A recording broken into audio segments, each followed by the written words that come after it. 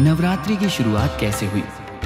जय माता दी दोस्तों, आपका स्वागत है हमारे इस खास ब्लॉग में, जहां हम बात करने वाले हैं नवरात्रि पर्व की शुरुआत और इसके पीछे छिपी हुई महिमा के बारे में। अक्सर हम सभी श्रद्धा भाव से नवरात्रि का व्रत और पूजन करते हैं, लेकिन बहुत कम लोग जानते हैं कि आखिर नवरात्रि की शुरुआत कब और कैसे हुई।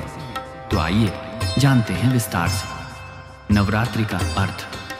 नवरात्रि का मतलब है नवरात्रि। ये वह पावन समय है जब मां दुर्गा के 9 स्वरूपों की आराधना की जाती है। यह पर्व शक्ति, भक्ति और साधना का संगम माना जाता है।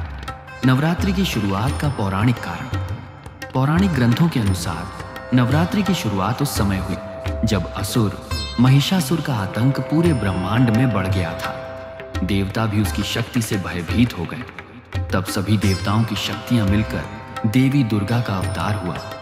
मां दुर्गा ने लगातार 9 दिनों और 9 रातों तक महिषासुर से युद्ध किया और 10वें दिन उसका वध कर संसार को उसके आतंक से मुक्त किया। इसीलिए 10वें दिन को विजयदशमी यानी दशहरा मनाया जाता है। रामायण से जुड़ा संबंध रामायण में भी नवरात्रि का उल्लेख मिलता है।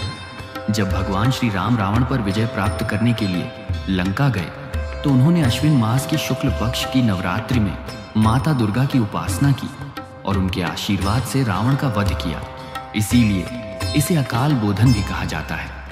इतिहास और परंपरा कालांतर में यह पर्व शक्ति की उपासना और साधना का प्रमुख माध्यम बन गया। उत्तर भारत में इसे मां दुर्गा की पूजा और रामलीला के रूप में मनाया जाता है, जबकि पश्चिम बंगाल और पूर्वी भारत में इसे दुर्गा पूजा कहा जाता है। दक्षिण भारत में भी देवी की भक्ति के साथ विशेष व्रत और अनुष्ठान होते हैं। नवरात्रि सिर्फ पूजा का पर्व नहीं है, बल्कि यह आत्मबल, संयम और नकारात्मक शक्तियों पर सकारात्मकता की जीत का प्रतीक है। यही कारण है कि लाखों लोग इन 9 दिनों तक व्रत रखते हैं, उपवास करते हैं और मां के भजनों में लीन रहते हैं। तो दोस्तों, यही है नवरात्रि पर्व की शुरुआत और इसका पौराणिक इतिहास। आशा है आपको यह जानकारी पसंद आई होगी।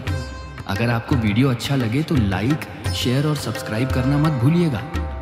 जय माता दी।